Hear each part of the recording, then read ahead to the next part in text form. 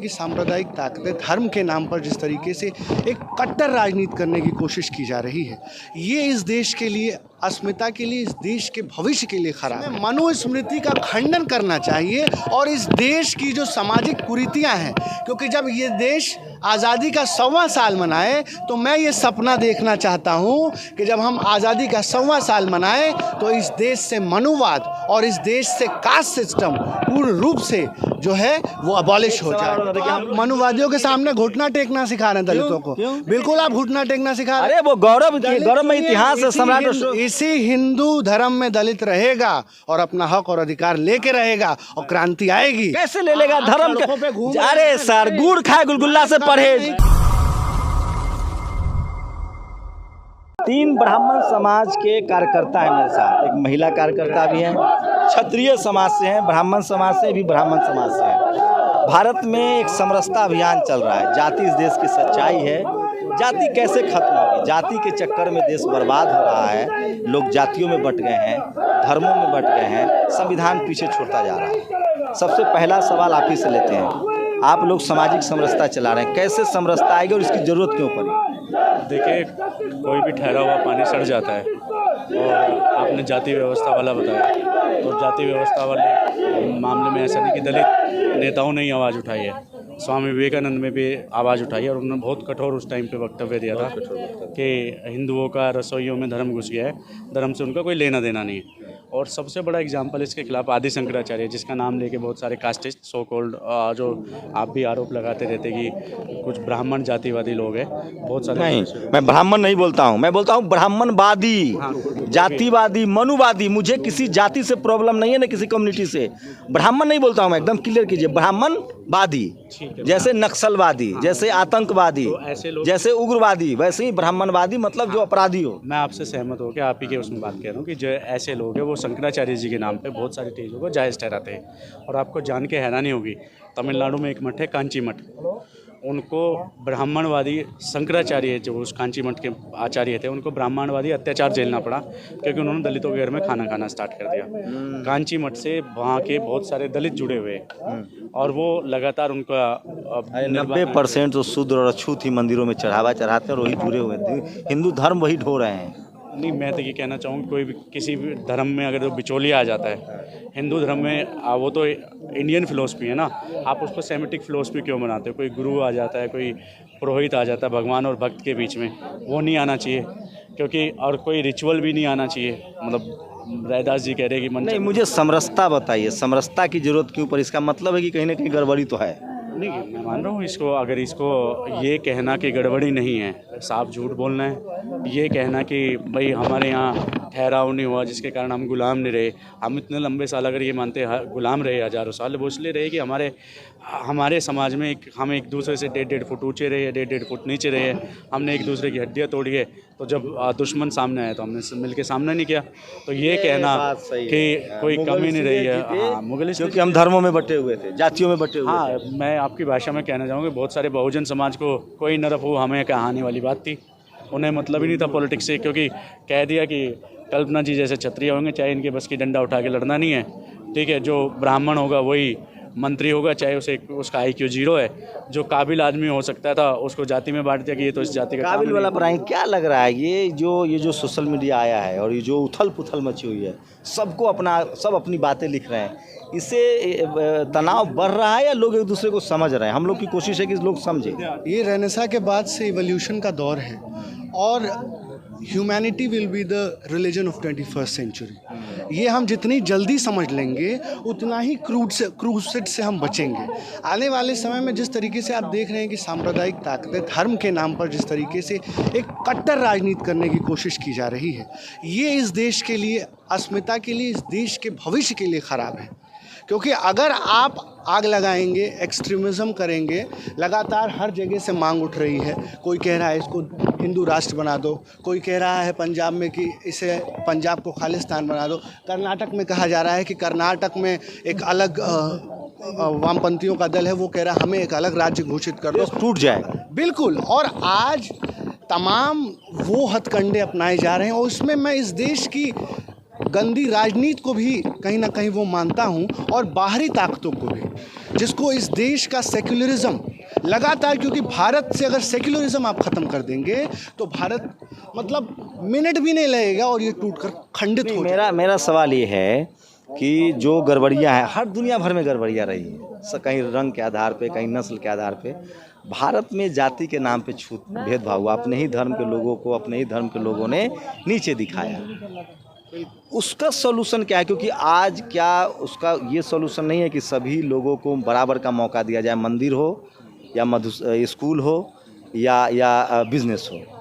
वहाँ जाति का जो नाम पर जो एक्सप्लॉइटेशन है, देखिए ये सत्य है कि जो शूद्र और छूत हैं वन व्यवस्था में, उनको भी मुसलमान नहीं रोकने आ रहा है बिजनेस करने से कि तुम बिजनेस मत करो। उनको पढ़ने से मुसलमान नहीं रोकने आ रहा है कि तुम मत पढ़ो। तो ये कैसे खत्म होगा? क्योंकि आप लोग ब्राह्मण समाज से, और ब्राह्मण समाज मतलब मैं आपको खुल के कह रहा हूँ, अब मैं समाज पर आ रहा हूँ। इस देश में media, judiciary, college, university, bureaucracy और बिजनेस, इस सब में ब्राह्मण समाज की भागीदारी है। भागीदारी इतनी बढ़ गई है कि अब सुप्रीम कोर्ट में क्षत्रियों को जज नहीं बनाया जा रहा, क्योंकि उनको पता है कि क्षत्रिय बीपी सिंह, अर्जुन सिंह जैसे हुए हैं जिन्होंने न्याय कर दिया। तो कह रहे कि नहीं, उनको साइड रखो। देखिए, आप जिस मुद्दे पे बात कर रहे हैं कि एक वंचित वर्ग रहा है बहुत लंबे टाइम से और उसको समान अवसर नहीं मिले, या अवसर भी भाई कैसे कैपेबल होगा जिसके पास कुछ था ही नहीं, तो वो कुछ भी नहीं कर पाया। और ये एक जातीय बायसनेस के कारण या सामाजिक ताना बाना जो हमारा खराब था उसके कारण रहा है। तो इसके कारण जैसे पहले वैदिक आरक्षण मिला था ब्राह्मणों को, हर चीज़ में सुप्रीम थे, ऐसे ही वैदिक आरक्षण मिला दलितों को, और उसमें बहुत मायनों में। कितना पढ़े लिखे हैं आप? सर मैं PhD मतलब RSS के लिए काम करो। मतलब मैं सुनिए तो मेरी बात भाई, मैं पहली बार किसी से मिल रहा हूँ जो इतना क्रिस्टल क्लियर है इस समाज की धारणाओं को लेकर। मेरी एक अपनी राय थी कि ब्राह्मण समाज के लोग कास्ट सिस्टम को नहीं समझते हैं, उनको लगता है कि हम गलत नहीं हैं। नहीं, देखिए, जिसको चुभता है वो जानता है, ठीक है। अब हम लोग जैसे मैं RSS के लोगों से बहुत खिलाफ रहता हूँ। कई बार वो कहते हैं कि हम तो कास्ट सिस्टम मानते ही नहीं, हमने तो किसी से भेदभाव नहीं किया। तो वो इस बात को डिनाई कर रहे होते हैं कि कहीं भेदभाव नहीं है। वो गलत बात है। जो गाँव में रहे, मतलब यूटोपिया में जी रहे हैं वो। हाँ, वो यूटोपिया में जी रहे, उन्हें चुभा नहीं तो उन्हें दर्द का एहसास नहीं है। कोई चीज़ मेरे सामने हुई नहीं या मुझे किसी चीज़ की जानकारी नहीं, इसका मतलब वो एग्जिस्ट ही नहीं करती है, तो मैं नहीं कह सकता। जिसके खिलाफ इतना रिटेलिएशन है, और उनको ये समझना चाहिए कि दलित समाज का रिटेलिएशन किसको है? ये अपने धर्म में न्याय पाने की लड़ाई है, ठीक है। तो हिंदू हैं, मंदिर जाते हैं, मंदिर साफ करने का काम आज भी उनके हिस्से। मैं इसमें ऐड करूंगा कि जगत गुरु आदि शंकराचार्य की बात की तो एक समय ऐसा आ गया था हिंदू धर्म में जब लगातार गायों की बलियां और तमाम बलियां देनी शुरू कर दी, और हिंदू धर्म इतना आतंकित हो गया कि आदि सृष्टि में त्राहिमाम बच गया कि इस तरीके से तो हिंदू धर्म, और उसी समय बौद्ध धर्म अपने सर्वोच्च पे था, क्योंकि लोगों ने फिर हिंदू धर्म को छोड़ना शुरू कर मैं दिया। यहाँ करेक्ट करूँगा आपको। भारत में पाली, प्राकृत और बुद्धिज्म पहले है। सुनिए ना, कल्चरल हेजेमनी चेंज होता है। जैसे पहले इस देश में बुद्धिज्म था, ठीक है, 21 बुद्ध हुए। फिर इस देश में पुष्यमित्र शुंग के बाद ब्राह्मणिज्म आया, फिर एक के बाद एक राजपूत और ब्राह्मण राजा हुए।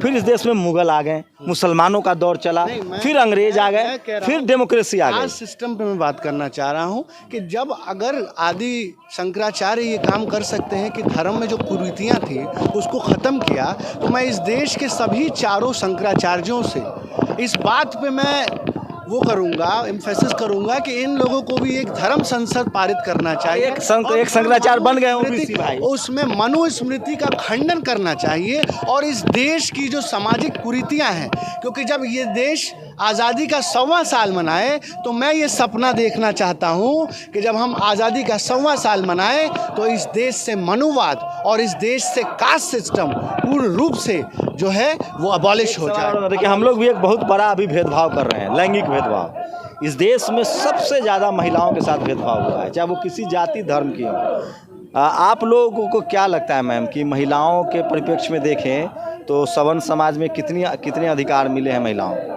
देखिए, यदि देखा जाए तो यदि हम अभी ईमानदारी वाला बात चल रहा है। बिल्कुल कहने को तो ऑन फाइल तो ये है कि कंधे से कंधा मिला के चलती हैं नारियां, पुरुषों के बराबर है बिल्कुल, बट हकीकत में ऐसा नहीं है बिल्कुल भी। कहीं ना कहीं एक ऑफिस में भी यदि कोई काम करता है, महिला साथ होती है तो मतलब वो चाहते यही है पुरुष कि भाई महिलाएं आगे ना आए। जहाँ तक मेरा जानना है। अच्छा, महिलाएं महामंडलेश्वर हो रही है, शंकराचार्य नहीं हो रही है ना? नहीं नहीं, अभी भी सबरीमाला का आप केस देखिए, तमाम इस देश में जो महिलाओं के ऊपर अत्याचार हैं वो बढ़े हैं। और जब एक ऐसी सरकार आ जाती है जो बिल्किस बानो जैसे घटना में, जिस बिल्किस बानो भारत माता की बेटी के साथ बलात्कार होता है और उनके बलात्कारियों को बाइज्जत बरी करा जाता है, बताया जाता है कि ये ब्राह्मण है, संस्कारी हैं, तो मैं समझता हूँ कि ये दिखाता है कि महिलाओं के खिलाफ एक महिला विरोधी सरकार गुजरात में है। और गुजरात से पूरे देश में अंकिता भंडारी तथागत बुद्ध पर भी सवाल उठे थे। सेंगर क्यों ना हो, कुलदीप सिंह सेंगर हो, चाहे वो अंकिता भंडारी का केस हो, चाहे वो उत्तर प्रदेश में 2 दलित बेटियों पे अभी जो उनकी पेट्रोल डलाकर हत्या कर दी गई, बलात्कार कर, आखिर ये क्यों ऐसा है कि एक ऐसी पेट्रियार्कल, जब पितृसत्ता हावी होती है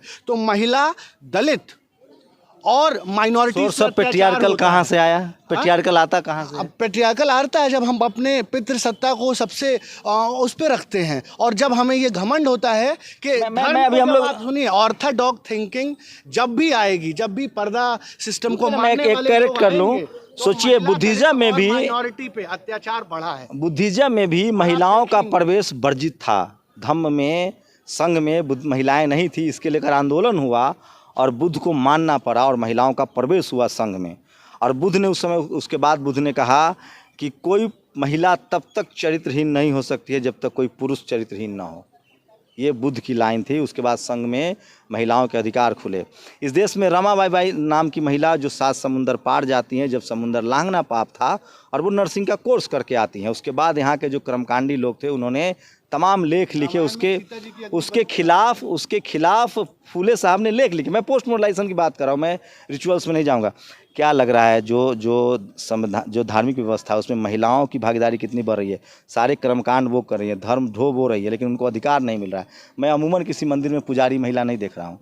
जैसे किसी होटल में, 5 स्टार होटल में सेफ महिला नहीं है, घर में महिला खाना बना रही है। धर्म सारा पूजा व्रत, पति की लंबी आयु व्रत सब महिला के हिस्से हैं, पुजारी महिला नहीं है। माल जहाँ आ रहा है वहाँ महिलाओं की भागीदारी नहीं है। मैं आपकी बात से सहमत हूँ भाई। समाज में पहले कुछ कुरीतियाँ थी, लेकिन महिलाएं सुप्रीम जेंडर हैं। पहले तो मर्दों को ये मानना पड़ेगा। महिलाएं आधी दुनिया है और आधी दुनिया उनके कारण है, और जो पूरी दुनिया खूबसूरत है महिलाओं के कारण है। तो महिलाओं को रोक के जो सुप्रीम जेंडर है उनकी एबिलिटी बहुत मायनों में साबित हुई है। इंदिरा गांधी देश की प्रधानमंत्री थी, बहुत अच्छी प्रधानमंत्री रही, आज तक एग्जाम्पल है।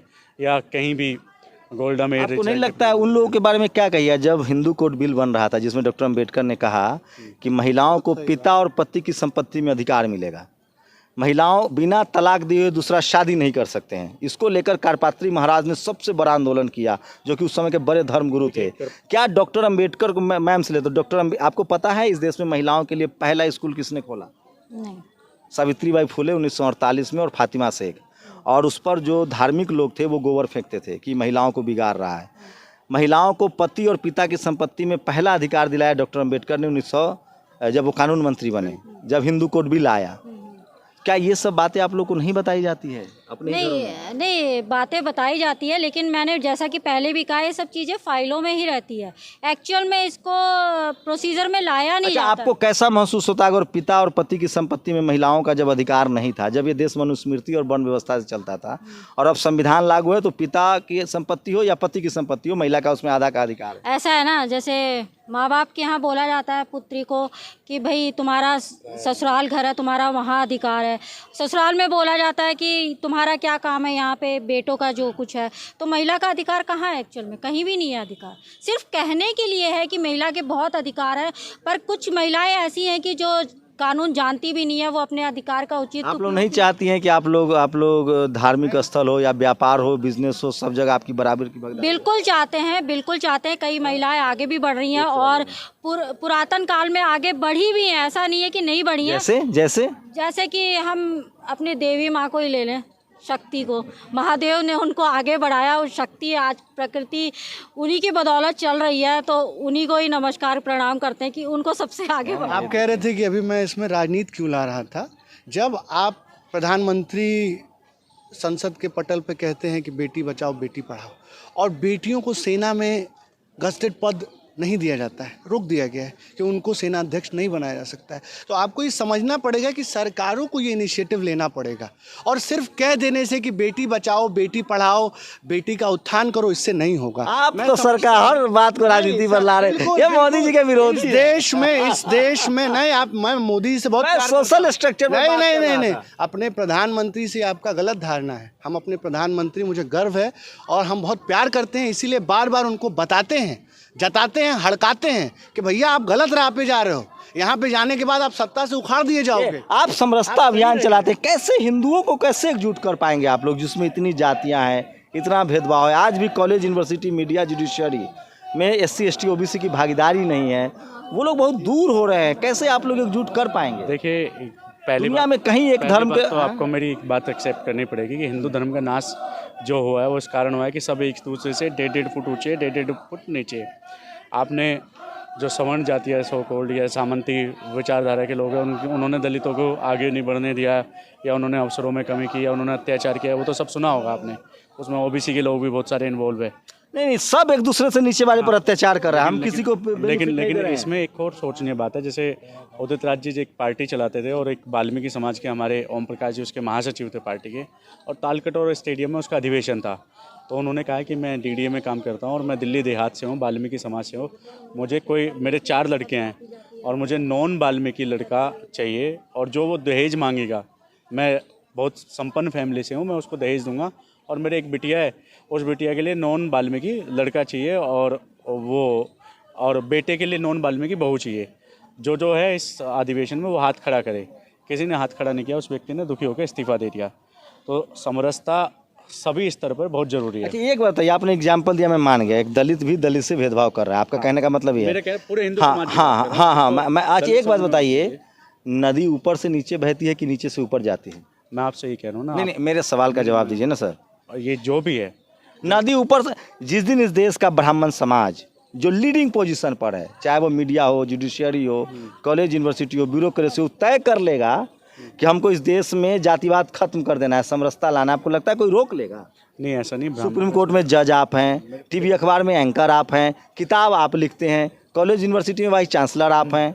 मैं आपसे फिर बात घर का गार्जियन सुधर जाएगा तो दूसरे की हिम्मत है जी। फिर आप एक तरफ तो बात करते हैं कि देश संविधान के हिसाब से चलाना चाहिए, और दूसरी तरफ जो मनोवादी व्यवस्थाएं हैं उनको भी सपोर्ट करे।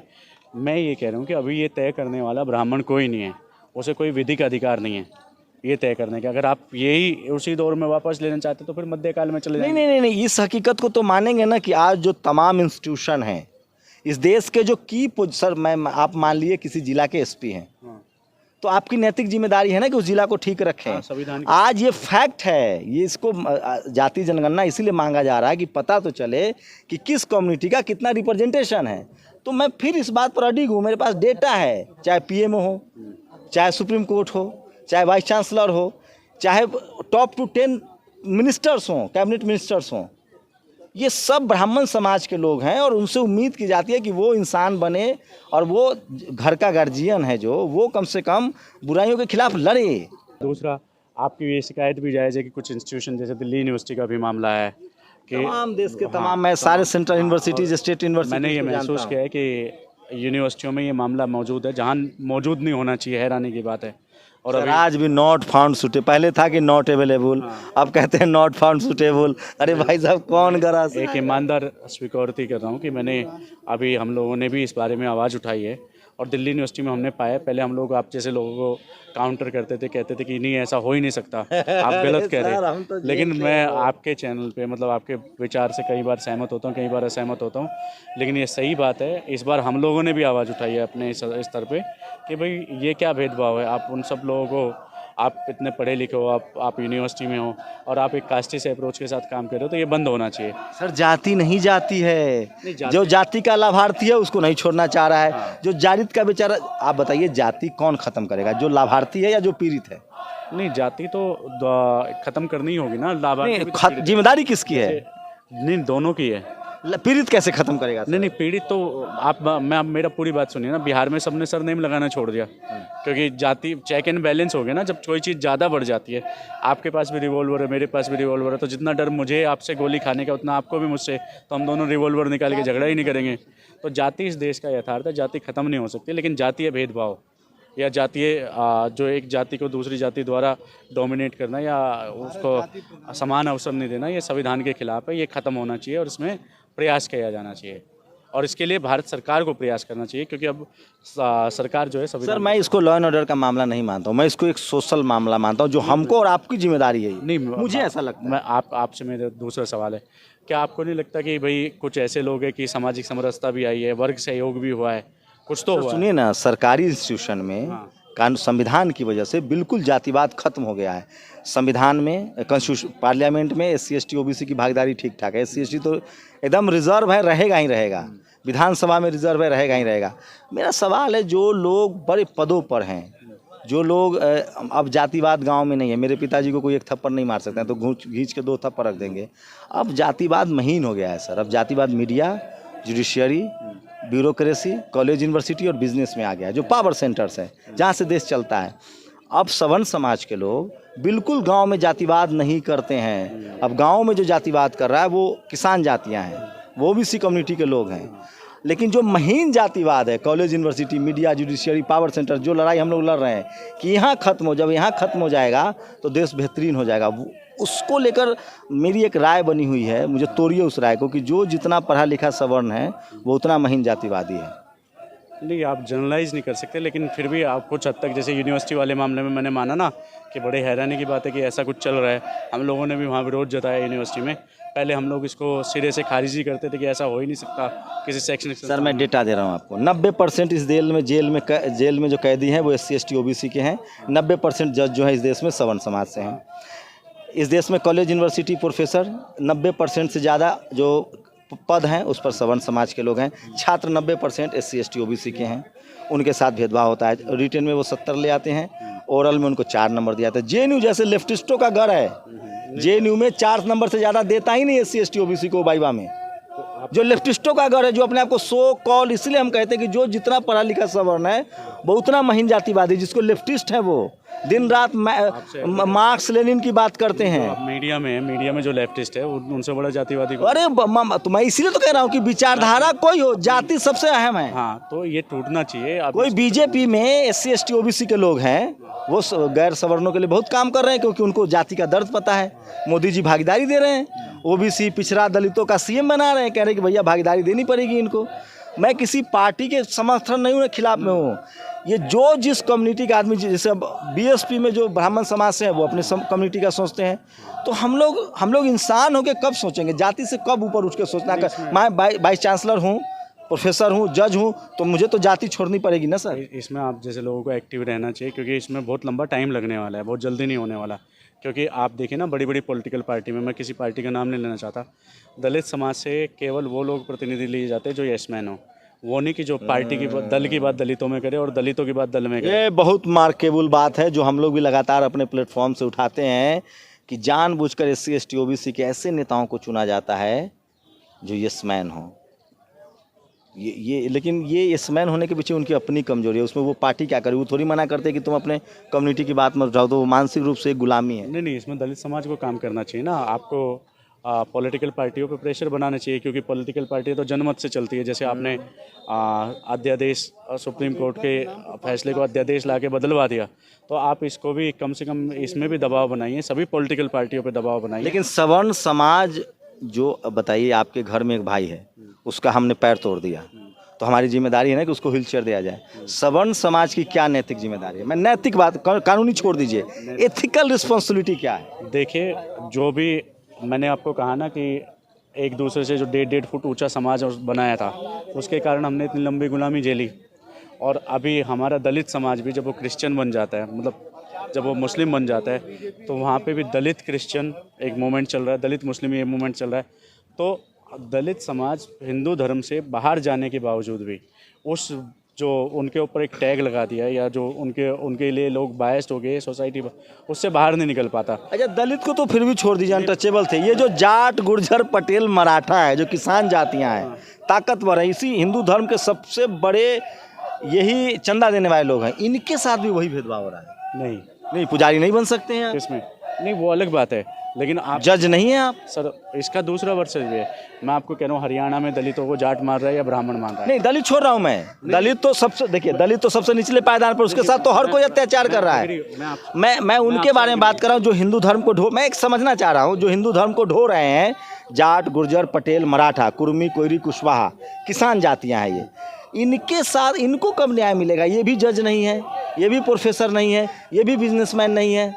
मैं आपके सवाल का रिवर्स जवाब देता हूँ। अगर जाट समाज को उनकी संख्या के हिसाब से ना आप आर्म्ड फोर्सेज में रिजर्वेशन दे दीजिए, उससे ज़्यादा है। जीडी हैं सर, जीडी हैं, सुनिए तो, मेरे पास डेटा रहता है। जीडी हैं मतलब जवान हैं, air chief marshal, lieutenant commander. Sir NDA के एग्ज़ाम में इंटरव्यू में जाति पूछ ली जाती है, किस तुम्हारे घर में कोई था इससे पहले लेफ्टिनेंट? तो नहीं, उसके बाद उसका एनडीए में सिलेक्शन नहीं होता है। ये मेरे पास 150 करीब फैक्चुअल आंकड़े हैं SC ST OBC के किसान जातियों। अगर आप सही कह रहे तो आपको इसके बारे में एक ऑर्गेनाइज आंदोलन चलाना चाहिए, क्योंकि ये हटना चाहिए। और ये मुझे लग रहा है कि अभी जो औपनिवेशिक मानसिकता सेना में भी बहुत है, पुलिस में भी बहुत है, इसके कारण भी बहुत सारी ऐसी चीज़ें हो रही है। एक बात नहीं मानेंगे सर कि धर्म जिस धर्म में सब जी रहा है, उसी धर्म के लोग उसी धर्म के वाले को लोग के खिलाफ विरोध कर रहे हैं। नहीं, मैं तो मान रहा हूँ ना, ये आंतरिक न्याय की लड़ाई है। उसमें आप कैसे मुसलमान को दोषी ठहराएंगे, PFI को दोषी ठहराएंगे, जब SC ST OBC जो हिंदू है उसी के आरक्षण का विरोध सवर्ण समाज का हिंदू कर रहा है, जो लाभार्थी भी है। देखिए, आरक्षण का तो आप विरोध जो हिंदू समाज कर रहा है वो गुमराही में पड़ के कर रहा है ना। हाँ, क्योंकि आरक्षण का तो विशेष रूप से दिए जाने के कारण था।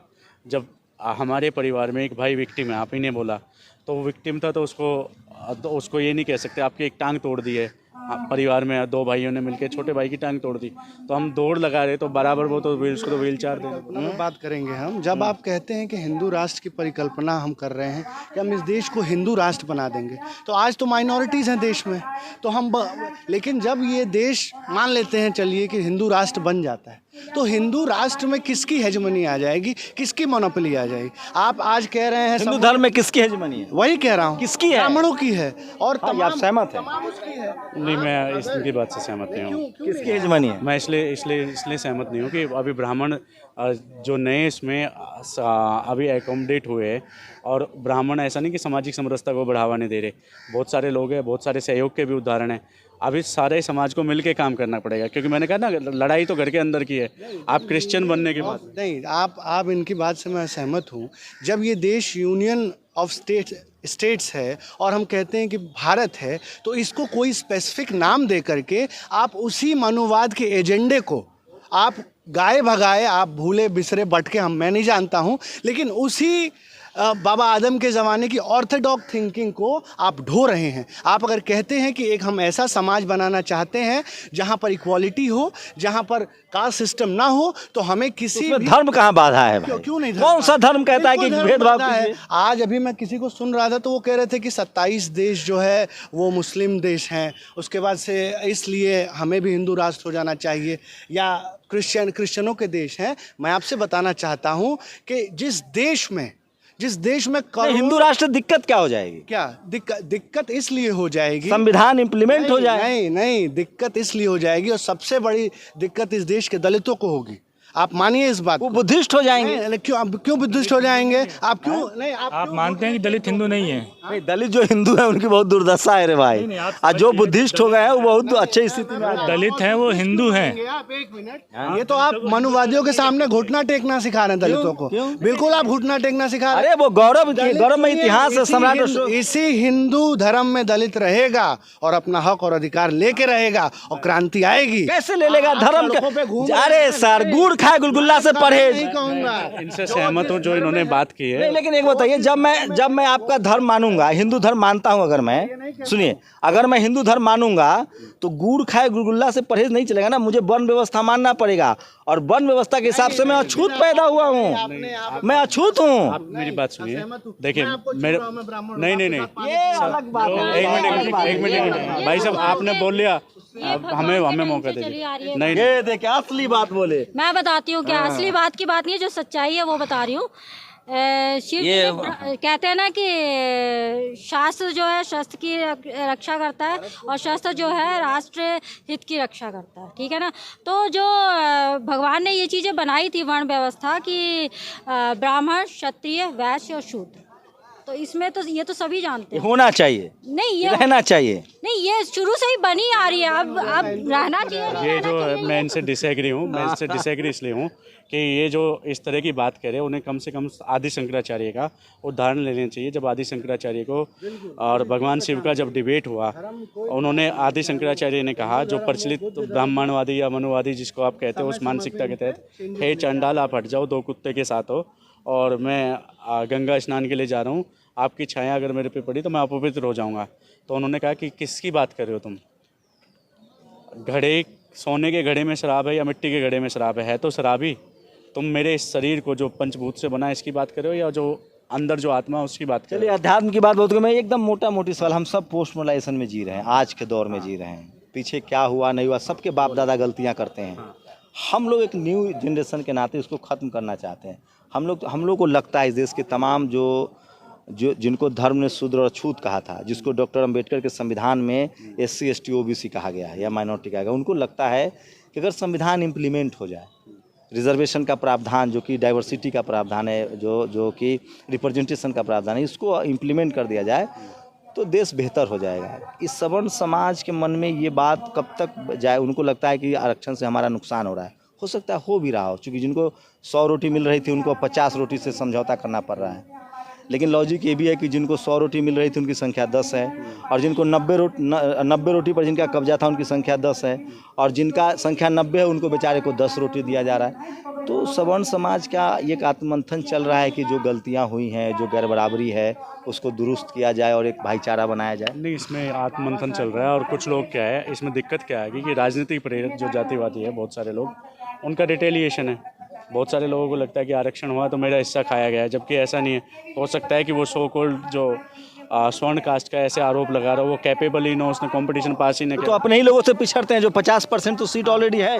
नहीं, उसके बावजूद भी कई बार क्या होता है, कोई बहुत बेहतरीन डॉक्टर होता है, उसको कहते हैं ये तो कोटे से बहुत बेहतरीन कोई किताब लिख देता है। मैं जानता हूँ, तो इलॉजिकल सवाल। तो ये जातिवाद पूरी तरह से गया नहीं है, समाज सुधार पूरी तरह से हुआ नहीं है, दोनों तरफ उसका रिटेलिएशन है, मतलब दोनों तरफ उसके लेके चीज़ें। लेकिन एक बात आपको माननी पड़ेगी, कुछ ऐसे लोग भी हैं, अब ये भाई साहब मेरे बिल्कुल अपोजिट है, मेरे विचारों के बिल्कुल अपोजिट है, लेकिन ये भी इस बात पे एग्री, और मैं भी इनसे इस बात पे एग्री हूँ कि सुधार होना चाहिए।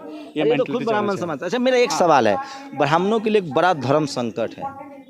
वो लिबरल हों तो उनका समाज उनको गाली देता है, और लिबरल होने के बाद भी जो पीड़ित समाज है वो भरोसा नहीं करता है। क्या ये भी एक बड़ी वजह है कि वो आगे नहीं आना चाहते? नहीं, मैं आपको एग्जांपल दूंगा। सारे बड़े दलित नेता उठा लीजिए, उनके आसपास आपको ब्राह्मण मिलेंगे, ठीक है। नंबर 1 बात, अगर ब्राह्मणों के मन में ऐसा होता तो मैंने क्या कहा, पूरी तरह कुछ ना कुछ तो रिजर्वेशन है ना कहीं। कुछ ऐसे ऑर्गेनाइजेशन है जो बहुत हार्डकोर है। हाँ, फर्जी पर आ गए। नहीं, फर्जी पूरे महाराष्ट्र में कहीं भी अंबेडकर टाइटल नहीं है। अरे आप फिर हम ही पढ़े लिखे हैं। महादेव अंबेडकर उनके गुरु थे, मानते हैं कि नहीं? उन्हीं का महादेव अंबेडकर के टाइटल को, अरे भाई साहब, तब फिर अंबेडकर पूरे महाराष्ट्र में किसी कम्युनिटी का टाइटल अंबेडकर नहीं है। अंबेडकर कहाँ से आ गया? बता रहा हूँ ना। सुनील अंबेडकर का भी नहीं है, सुनील अंबेडकर का भी नहीं है, सुनील अंबेडकर का भी नहीं है। अंबेडकर को दिया, बताओ। चलिए, मैं मतलब आप ये जो आप साहब ने जो इतना बेहतरीन खूबसूरत तोहफा ब्राह्मण मतलब देश को दिया, गायकवाड़ साहब, साहू जी महाराज नहीं थे? ये देश संविधान से चले, रूल ऑफ लॉ से चले, ये किसी धर्म ग्रंथ, किसी किताब से ना चले, क्योंकि जब रूल ऑफ लॉ से चलेगा, आज आप देखिए बुलडोजर का दंश, आपने भी बताया किस तरीके से, आप जब लोगों का घर टूटता है तो लोग तालियां बजाते हैं, और आज जब मुझे नहीं पता इस पूरी बातचीत से क्या आपको समझ में आएगा। तो इसलिए मुझे तुम जो लोग समझ में आ रहा है वो ये आ रहा है संविधान कि हमें बातचीत करें। कई बार मैं बहुत ज़्यादा अपने आप में सोचने लगता हूँ कि मैं कहीं बहुत ज़्यादा जातिवाद के खिलाफ मैं बहुत वोकल तो नहीं हूँ। मैं कई बार खुद से सवाल करता हूँ कि क्या मैं किसी मतलब बायस तो नहीं हो रहा हूँ, मैं कोई पूर्वाग्रह से ग्रसित तो नहीं हूँ, क्योंकि मैं जिस कम्युनिटी में पैदा हुआ हूँ सिर्फ उसी कम्युनिटी की बात ही क्यों कर रहा हूँ। मुझे दूसरा पक्ष समझने का भी मौका चाहिए, दूसरे पक्ष से लोगों से बात करनी चाहिए। उसी कड़ी में मैंने बातचीत की थी। मैं फिर कह रहा हूँ कि जाति अभी जाएगी नहीं, लेकिन सवाल यही है कि दो लड़ाइयाँ हैं, एक वर्चस्ववाद की लड़ाई है और एक समता की लड़ाई है। जो SC ST OBC माइनॉरिटी के लोग हैं वो समता चाहते हैं, इक्वालिटी चाहते हैं, और जो वर्चस्ववाद के खिलाफ वो बोल रहे हैं, खड़े हो रहे हैं। इसलिए फ़िलहाल मेरी निजी राय है कि मैं अभी बहुत एक रिमार्क है, मैं इससे आप सिर्फ समता ही नहीं, आपने कहा ना जातिवाद महीन हो गया है, आप ही की बात को मैं कह रहा हूँ, समता के साथ ममता की भी ज़रूरत है, तभी मतलब ठीक है। समता तो हो गया कि भाई मैं बाध्य हूँ, तो मतलब बाघ मेमने पर रहम करे ना सर, मेमना क्या रहम करेगा बाघ मैं पर? वो नहीं कह रहा।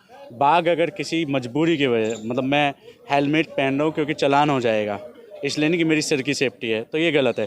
तो मेरा कहने का मतलब है जो सामाजिक समरसता है, जैसे जातिवाद का जो छुपा हुआ रूप है, समानता समरसता में बड़ा अंतर है सर, बहुत अंतर है। समान समरसता का मतलब होता है आप व्यवस्था को एक्सेप्ट कर लीजिए। नहीं, नहीं। समरसता मतलब होता है कि रुकी हुई व्यवस्था। समरसता के समानता का मतलब होता है इक्वालिटी, एकदम सेम मतलब होता है सेम। बराबरी करना। मेरा हमारी बहन हमारी माँ बराबर फैसला लेंगी हमारे बाप और भाई की तरह। हमें उस व्यवस्था से मैं फिर आपको कह रहा हूँ कि किसी दंड के वजह से मैंने मान लिया कि ये चीज़ मुझे माननी है, मैं बाध्य हूँ, लेकिन अंदर से नहीं मान रहा, एक्सेप्टेंस नहीं, इंटरनल एक्सेप्टेंस ये गलत है। तो अगर मान लीजिए किसी ने मान लिया, मुझे लग रहा है कि मुझे आपको गाली देनी चाहिए और जातिवादी विचारों से प्रेरित होकर, लेकिन मुझे पता है कि आप SC ST एक्ट लगा दोगे, मैं दे नहीं रहा, पीछे जाके दूंगा, तो ये मेरा कहने का मतलब ये है कि इंटरनल एक्सेप्टेंस हो। हाँ, इंटरनल एक्सेप्टेंस। अगर मैं आपसे समरसता मानता हूँ समाज में, जैसे उन्होंने भाई ने समरसता शो की ना कि भाई मैं ब्राह्मण समाज से हूँ, मुझे कोई ऐतराज़ नहीं, कोई उसमें नहीं है, तो वो समाज को सुधरना चाहिए और उसे मतलब मन से एक्सेप्ट करना चाहिए, यानी कि कानून के बहस से नहीं होना चाहिए। मैं इतना कानून के वैसे तो यूनिवर्सिटी में आपको सीट मिलनी चाहिए, नहीं मिल रही, उन्होंने लोग सोचिए जो लोग कानून भी नहीं मान रहे, उनको लगता है कि वो मानवीय डॉक्टर अंबेडकर को राजेंद्र प्रसाद ने कॉन्स्टिट्यूएंट असेंबली में कहा कि डॉक्टर अंबेडकर आप हर चीज़ को कानून में क्यों तब्दील कर रहे हैं, हमारा समाज एक दिन लिबरल होगा, मानवीय होगा। डॉक्टर अंबेडकर की लाइन है कि मिस्टर प्रेसिडेंट, मैं आश्वस्त हूं कि आपका समाज कानून के बाद भी नहीं मानेगा। और आज पूना पैक्ट के बाद हो रहा है, गांधी जी ने वचन दिया था डॉक्टर अंबेडकर को कि हमारी आने वाली नस्लें इस रिजर्वेशन के पद्धति का सम्मान करेंगी, जो पूना पैक्ट हुआ। लेकिन आज देखिए कि कोई गांधी जी को मानने के लिए तैयार नहीं, तो पूना पैक्ट की तो बात छोड़िए। ये कहूँगा कि आप अगर कह रहे हैं कि कैसे दलितों को आगे लेकर आया जाए और वो भी जो है जज बने, वो बने, तो सबसे पहला काम करना पड़ेगा। और आपको ये, क्योंकि आप लगातार इसको एक एक्टिविज़म की तरफ फॉलो कर रहे हैं और लगातार शुभकामनाएं भी हैं आप जैसे, और आप बिल्कुल आप वो मत होइए कि आप एक तरफा हो रहे हैं, आप एक मशाल लिए खड़े हैं और हमें गर्व है कि आप इस लड़ाई को लड़ रहे हैं। लेकिन सबसे बड़ा जो हम काम कर सकते हैं वो पहले मूलभूत चीज़ों से, क्योंकि आज भी करोड़ों दलित गरीब हैं, पहले वो मूलभूत चीज़ों को, रोटी कपड़ा मकान पहले पाएंगे, तब वो शिक्षा के मंदिर में जाएंगे। तो पहला सरकारों का काम है, हमारा काम है कि हम पहले उनको गरीबी से निकल, हमारे महापुरुषों ने कहा कि आधा पेट खाओ लेकिन स्कूल जाओ। तो जब तक स्कूल नहीं जाओगे तब तक लड़ाई नहीं समझ में। देखिए भूखे तो सुनिए ना भाई, भूखे तो हमारे बाप दादा तब भी नहीं मरे जब हम मरी गाय का मांस खाते थे। हमारे हिस्से में गाय का मांस भी मरा आता था, तब भी हमारे बाप दादा नहीं मरे। एजुकेशन नहीं था हमारे। हाँ, पहले लिटरेसी रेट इनकी बढ़े, पहले शिक्षा के मंदिरों में जाएं, तब कहीं जाकर के जब शिक्षित होगा, हो सकता है कि आपको और हमको इनके अधिकार की हो सकता है कि बहुत बोझिल हुई हो बातचीत, लड़ जाएंगे। हो सकता है कि बातचीत बहुत बोझिल लगी हो, लेकिन मैं फिर कह रहा हूँ कि एक समाज के तौर पे हमें बैठना पड़ेगा। और डॉक्टर अंबेडकर ने उस दौर में, चाहे वो मदन मोहन मालवीय हों, चाहे बाल गंगाधर तिलक के 2 बेटे हों, वो सब ब्राह्मण समाज से थे और उन लोगों ने बातचीत की है, आपस में डिस्कस किया है। और मैं फिर कह रहा हूँ कि इस देश में डॉक्टर अंबेडकर की लाइन है कि हमको कुछ भी नहीं चाहिए हिंसा के कीमत पर। वो फ्रेंच रिवॉल्यूशन के भी समर्थक नहीं थे, वो रूस की क्रांति के भी समर्थक नहीं थे। वो चाहते थे कि भारत में जो भी बदलाव हो, धीरे धीरे ही बदलाव हो, लेकिन वो बुद्ध के मानवीयता के सिद्धांत पर हो। इसलिए हम लोग हिंसावादी नहीं हैं, अहिंसक लोग हैं, हम लोग समतावादी लोग हैं। और पूरी लड़ाई वर्चस्ववाद के खिलाफ समानता की है, किसी जाति और धर्म के खिलाफ नहीं है। पूरी बातचीत आप लोगों को कैसी लगी ये ज़रूर बताइएगा। और मैं फिर कह रहा हूँ, किसी को जाति के आधार पर दोषी भी मत ठहराइए, हमें उसके कामों के आधार पर तुलना करनी चाहिए। कैमरा पर्सन नवीन के साथ शंभू कुमार सिंह, दिल्ली।